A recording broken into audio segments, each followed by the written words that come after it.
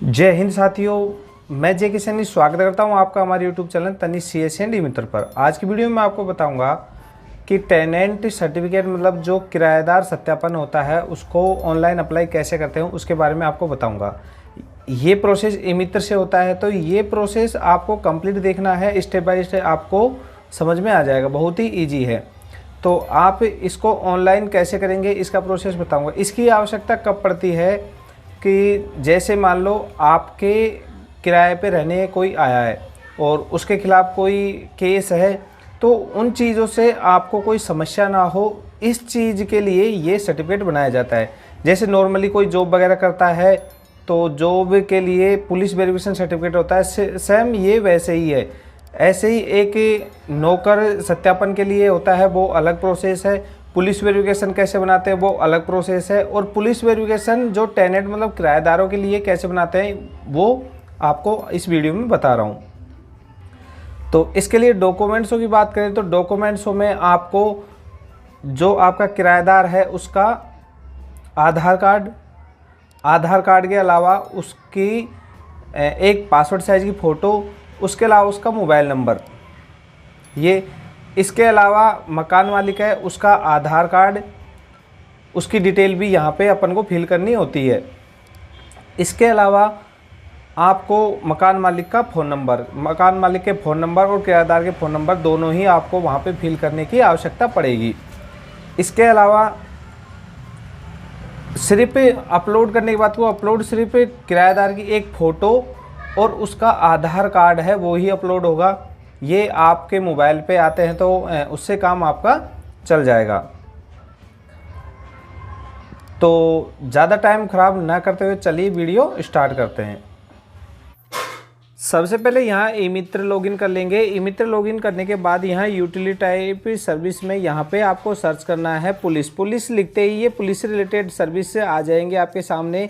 तो यहाँ पे आपको जो 4th नंबर का है, सॉरी 4th नहीं, ये है police tenant verification form filling, police किराएदार सत्यापन फॉर्म भरन, ये वाला है। इस पर क्लिक कर देंगे। इसके बाद में ओके कर देंगे। ओके करने के बाद में आपको यहाँ पे ये थर्ड पार्टी पोर्टल पर रिडायरेक्ट कर देगा।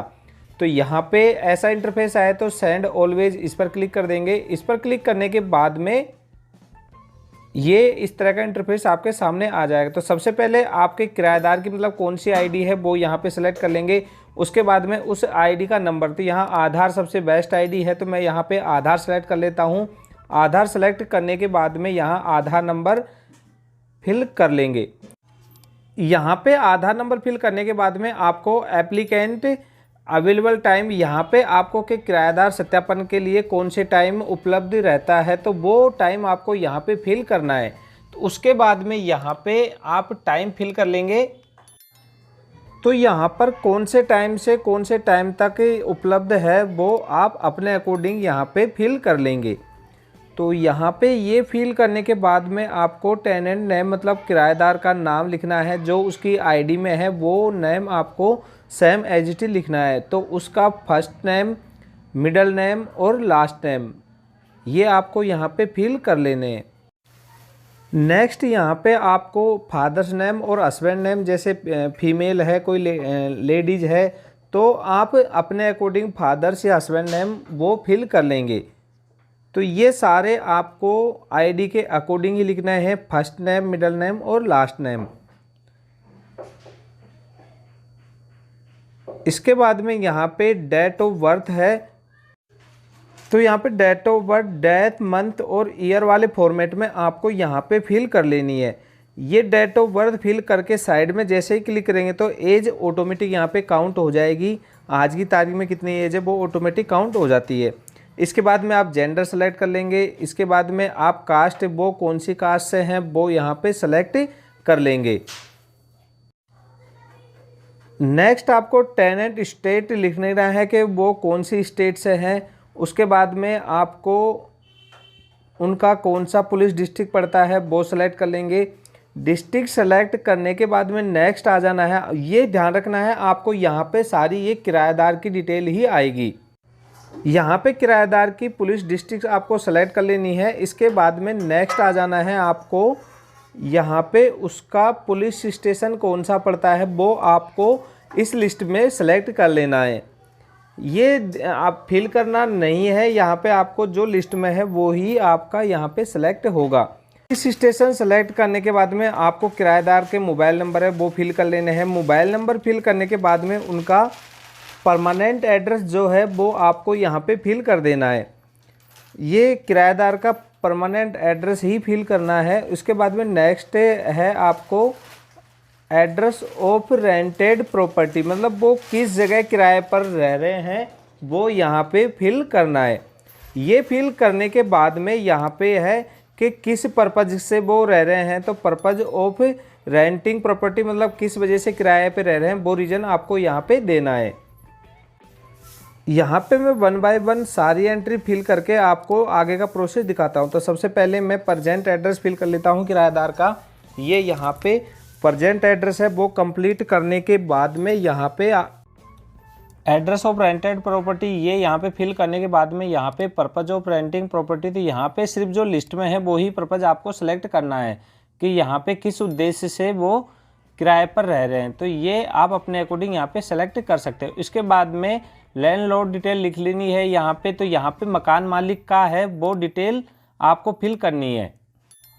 मकान मालिक की डिटेल में भी आपको यहाँ पे उनका फर्स्ट नेम, मिडिल नेम और लास्ट नेम आप अपने अकॉर्डिंग यहाँ पे फिल कर लेंगे। उसके बाद में मकान मालिक के फादर्स नेम या फिर हस्बैंड नेम आप अपने अकॉर्डिंग यहाँ पे एंट्री है जो फिल कर लेंगे। ये फिल करने के बाद में यहाँ पे लैंडलॉर्ड मोबाइल नंबर, मतलब ये आपके मकान मालिक का मोबाइल नंबर है वो यहाँ पे फिल कर लेंगे। उसके बाद में उनका प्रेजेंट एड्रेस कौन सा है वो यहाँ पे फिल कर देंगे।